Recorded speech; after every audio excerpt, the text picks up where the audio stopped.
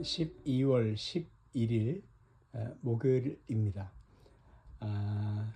우리가 신앙생활 하면서 당황하기도 하고 갈등하기도 하는 것은 아직도 이 구원의 부분에 있어서 받아가고 있는 구원, 성화의 구원이죠. 부분에 있어서 우리 안에, 우리의 습관 속에, 성격 안에 아직도 죄의 유혹과 또 죄에 대한 생각이 남아있다는 사실이 우리를 당황케 하고 있습니다. 그런데 성경이 가르치는 것은 이것인데, 그러나 죄가 우리를 노모멀스트, 더 이상 다스리지 못하고 있다라는 사실인 것입니다. 죄가 왕노릇하지 못한다 하는 말씀이죠. 이제는 여러분, 은혜가 우리를 다스립니다. 하나님의 은혜, 왕처럼 다스립니다. 그래서 신자와 불신자의 가장 큰 차이점이 무엇인가 하면, 불신자는 착한 일을 해도 가끔 그 돌아가는 집이 죄입니다. 그래서 어색하고 착한 일을 한 것이 우스울 때도 있습니다. 그러나 신자는 죄를 지으면 불편합니다. 어색하지요. 여러분, 죄를 지을 수 있지만, 횟수로 많이 지을 수도 있겠지만, 그러나 죄에 계속 거할 수는 없습니다. No more your master.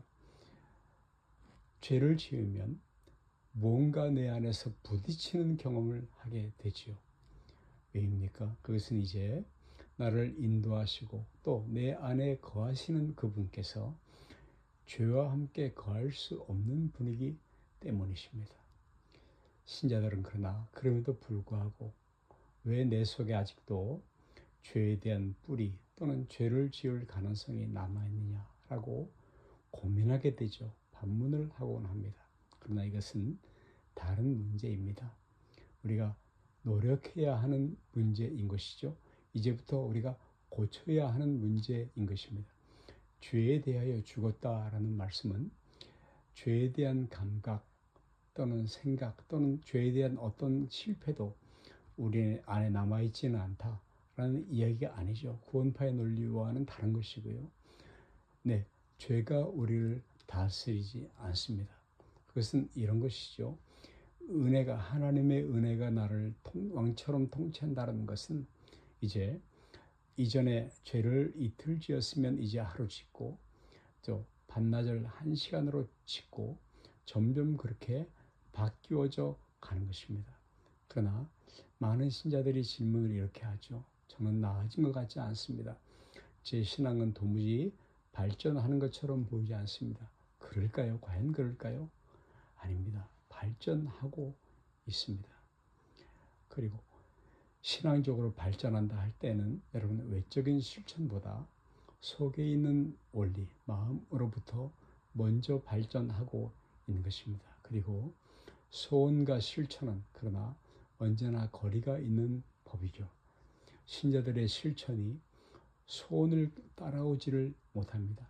마음속에 있는 거룩한 소원이 훨씬 저만큼 앞서가고 있는데, 그 실천이 지난해 또는 제지난해에 비교하자면 훨씬 앞서감에도 불구하고, 그러나 마음속에 앞서가는 소원과는 점점 거리가 더 멀게 느껴지게 된 것입니다. 이 거룩한 소원과 실천수의 간격, 갭이 더 커져서 떨어지고 있는 것처럼 느낌이 드는 것입니다. 그러나 신자는 분명히 하나님의 은혜 영역 아래, 또 은혜의 통치 아래 있기 때문에 점점 더 죄에 대해서는 죽고 멀어지고 의와 거룩에 대해서 발전해 나가고 있습니다. 이것이 신자의 리얼리티, 현실이라는 것이죠. 여러분, 예를 들어 이야기하자면, 일요일은 분명히 불신자의 관점으로 보자면, 일반적으로 이야기하자면 쉬어야 하는 날임에도 불구하고 신자들은 주일이 가장 많은 봉사와 분주함 속에서 피곤한 날이 됩니다. 그러나 그럼에도 불구하고 이것을 쉼으로, 새 힘을 얻는 쉼으로 소유하고 있는 것도 사실입니다. 주의 일을 한 것 자체가 커다란 휴식이 안식이 되는 것입니다. 새로운 힘을 얻는 것이죠. 우리는 그러므로 분명한 논리적인 정리를 할 수 있어야 합니다. 우리가 우리를 죽이는 것은 성화를 위한 기초단계가 아니라 내가 십자가 아래 못 박혀 있기 때문에 성화가 가능해지는 것이다 라는 말씀인 것입니다. 로마서 6장 11절 말씀에 이와 같이 너희도 너희 자신을 대하여는 죽은 자요 그리스도 예수 안에서 하나님을 대하여는 산 자로 여길 것이라. 죄에 대해서는 죽은 자요 하나님을 대하여는 산 자로 여길지니라. 여러분, 이 말씀은 자기 최면을 걸라는 말씀도 아니고요. 이제 이 일이 이미 우리에게 일어난 일이기 때문에, 되어진 일이기 때문에 그리스도 안에서 이제 그 일에 결과적으로 걸맞는 사람이 될 것을 요구하고 있는 것입니다. 12절 로마서 6장 말씀에 그러므로 너희는 죄로 죽을 너희 몸에 왕노릇하지 못하게 하여 몸의 사역을 순종치 말고 또 너희 지체를 불의의 병기로 주에게 드리지 말고 오직 너희 자신을 죽은 자 가운데서 다시 산 자같이 하나님께 드리며 너희 지체를 의의 병기로 하나님께 드리라. 여기가 바로 성화이죠. 거룩해지는 구원인 것입니다. 여러분, 죄가 나를 주관하고 있을 때는 의에게 나를 바칠 선택권조차도 없었습니다. 그러나 이제는 우리는 그 의에게 우리를 바칠 수 있습니다. 자유를 얻게 되었죠.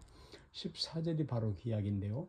죄가 너희를 주관치 못하려니 이는 너희가 법 아래 있지 아니하고 은혜 아래 있음이니라.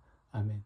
에베소 4장 22절 말씀에는 옛사람을 벗어버리고 오직 심령으로 새롭게 되어 하나님을 따라 의와 진리의 거룩함으로 지으심을 받은 새 사람을 입으라. 새 사람을 입으라입니다. 그리고 새 사람답게 사느냐 하는 것은 이제부터 우리의 책임입니다. 24절에 하나님을 따라 의와 진리의 거룩함으로 지으심을 받은, 여러분, 이것은 이미 우리가 받은 것입니다. 의와 진리의 거룩함을. 그리고 그 새 사람을 입는 싸움은 이제 우리의 싸움입니다. 우리의 것으로 구원을 갖느냐 안 갖느냐, 그것을 우리가 선택하지는 않습니다. 선택할 수가 없습니다. 구원은 하나님께서 나에게 베푸신 은혜인 것입니다.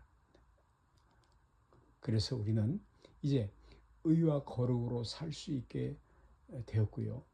바로 이렇게 구원 얻은 자답게 사느냐 못 사느냐는 것은 이제 우리의 책임인 것입니다. 그리고 그 일이 우리의 구원 자체를 성립시키거나 최소시키는 문제는 아닌 것입니다. 아멘.